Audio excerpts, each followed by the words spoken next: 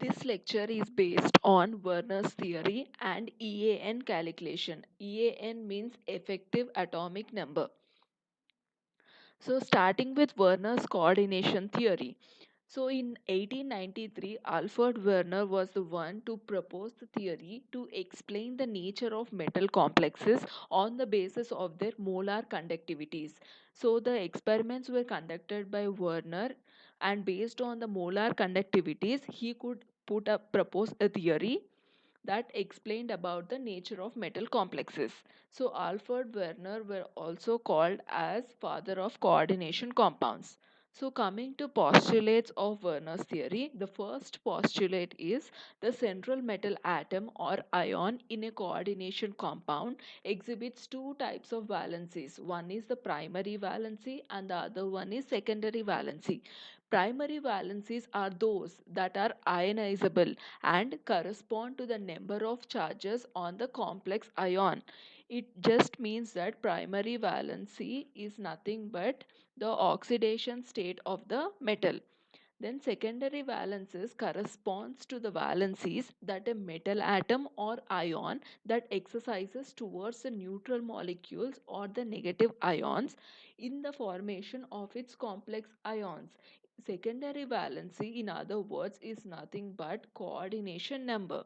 So the secondary valences are directional in nature, and so a complex has a particular shape. The number and the arrangement of ligands in space determines the stereochemistry of the complex. So one thing we need to remember from the postulates of Werner's theory is primary valency, in other words, is the oxidation state, and the secondary valency, in other words, it is the coordination number in the co- complex. Then you have, to summarize, primary valences are ionizable and correspond to the number of charges on the complex ion, as I have told you before. And secondary valences are those which are the which is the coordination number around the central metal ion. So for example, I am considering here PT NH3 taken 6 times inside the coordination sphere, and you have Cl4 outside. So the primary valency is 4, because the oxid, if you calculate the oxidation state of the central metal, that is platinum in this case, it comes out to be 4. So the primary valency is 4, and the secondary valency, which happens to be the coordination number, it is 6, because there are 6 ammonia ligands that are coordinated directly to platinum central metal. So here in on the right side, you can see there are 4 structures. First one is CO NH3 taken 6 times, and outside the coordination sphere you have 3 chloride ions.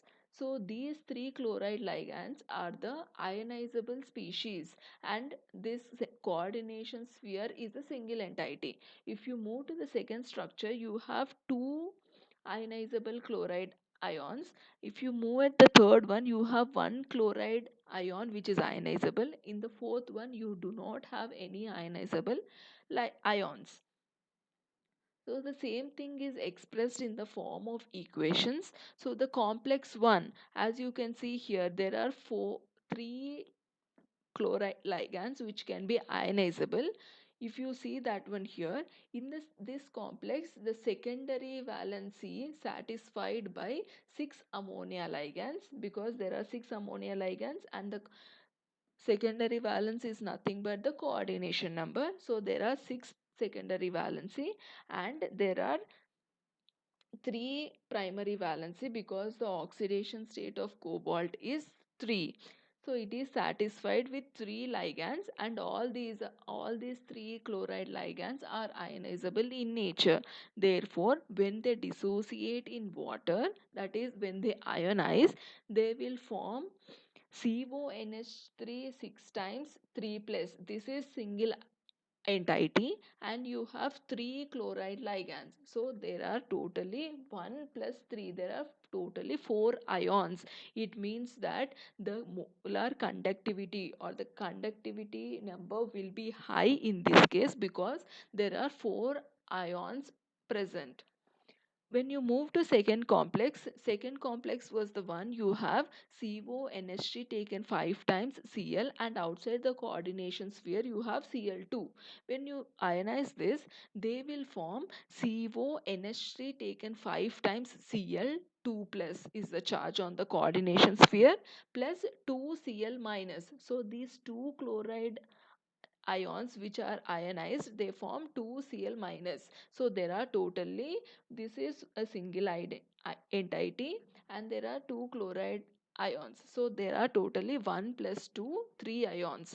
So complex 1 is having higher conductivity values compared to complex 2, because here you have 4 ions and here you have 3 ions.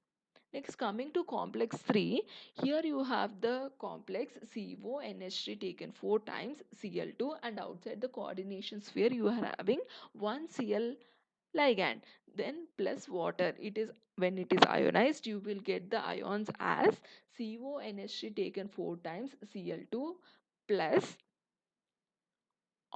it is the charge on the coordination sphere, plus you have 1 chloride ion. So there are totally 1 plus 1. There are totally 2 ions. In the complex 4, where you have CONH3 taken thrice Cl3, you do not have any ionizable species outside the coordination sphere. So when this get dissociated or ionized, there are no ions formed. So there will be no conductivity. The value of conductivity in this complex will be 0. So coming from, starting from complex 1, you have 4 ions, so high conductivity. Complex 2, you have 3 ions, little less conductivity. Then when you have 2 ions, it is further less conductivity. And you, in the complex 4, when there is no ions present, there is no conductivity. In fact, the conductivity will be 0. So here is the experimental verification for the Werner's coordination theory. You have conductivity values for COCl3.6NH3, which were measured when these compounds were dissolved in water. So the first one is COCl3.6NH3. The conductivity is high because the number of chloride ions that are precipitated are 3. So remember the complex one where there are 3 Cl minus like ions have formed. So when the conductivity value is medium, it means that there are 2 chloride ions which are ionizable. So the formula will become COCH3 dot 5NH3. COCl3 dot 5NH3. So next one, when you have conductivity low, it means that the number of chloride ligand precipitated is only 1. Then the formula related to it is COCl3 dot 4NH3. If there is zero conductivity, I have given an example of iridium complex, that is IrCl3 dot 3NH3, where the number of chloride ligands precipitated is 0. So the conductivity value will be 0. So whenever the number of ions, chloride ions precipitated is directly proportional to the conductivity values. So this was proposed by the Werner's theory. So what are the drawbacks of Werner's theory? Werner's theory could not explain why certain elements form coordination compounds. It was the main drawback, where it could not explain why only certain elements form coordination compounds. And it also could not explain why the bonds in coordination compounds have directional property. So the shape of the molecule was not mentioned or could not be explained according to Werner's theory. And the third most drawback is it could not explain the color, the magnetic, and the optical properties of the complexes. So these are the drawbacks of Werner's theory. Then next topic is Sidgwick's theory and EAN rule, effective atomic number rule. So Sidgwick was the scientist who suggested that the metal ion or the metal atom accepts electrons from the donor atoms, which are ligands in the coordination complexes, until the metal atom in the complex ion attains effective atomic number of the succeeding inert gas. So he suggested that a metal atom tries to accept electrons from the ligands until it attains effective atomic number. So the sum of electrons on the metal ion plus the electrons donated or received from the ligands is called the effective atomic number. So the complexes with which attain this effective atomic number will gain extra stability. So effective atomic number EAN will be calculated according to the formula as EAN is equal to Z minus X plus Y, where Z is the atomic number of the metal, X is the number of electrons lost during the formation of the metal ion from its atom.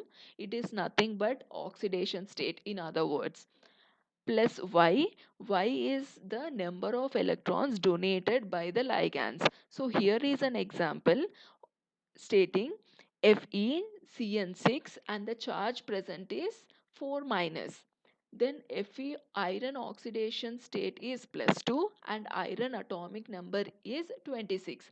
So substitute using this formula. EAN is equal to Z is 26 minus 2x is the oxidation state 2 plus 6 is the number of ligands present and into 2 because each ligand is donating 2 electrons. So the total number of electrons donated by 6 cyanide ligands is 12. So when you substitute and calculate, you will get 36 as the number. 36 is a atomic number of krypton, which is a noble gas. So this particular complex FeCN6 4 minus has attained a noble gas atomic number, so it has attained effective atomic number.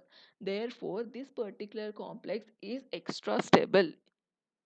So here is the table where there are complexes which are obeying the EAN rule. So you have the complexes here. These are the number of electrons on the metal ion. So it is basically nothing but Z minus X. Okay, Z is the atomic number and X is the oxidation state of the metal. So Z minus X is here and Y, the value of Y, that is the number of electrons from the ligands, is here. So the total value is of EAN is Z minus X plus Y, which is written here. For example, I am just writing here. So this is Z minus X plus Y. So Z minus X value is here and Y is here. So Z minus X atomic number minus oxidation state, which is equal to value given here, and this is Y. So the overall EAN values are given here. So there are complexes where they attain noble gas configurations as of krypton. Here this particular platinum complex attains radon atomic number, then the one with cadmium complex attaining a xenon atomic number. Then you have certain complexes given here which are not obeying the EAN rule. So Z minus X values are given over here and the Y value is given over here, and you are substituting Z minus X plus Y, the overall value. So this happens to, you will get a series of values where these are not related, not the inert gas atomic numbers. So these complexes are not obeying the EAN rule. So there are certain defects or Sidgwick's theory. So the first defect is a large number of coordination compounds do not obey the EAN rule. The next one is the electron pairs which are donated from the ligand to the central metal always accumulate a certain negative charge on the ion. So the this negative charge is improbable in nature. Then you have this theory could not explain or predict the type of metal orbitals involved in bonding. So bonding nature could not be explained by using this Sidgwick's theory. So these are the defects of Sidgwick's theory.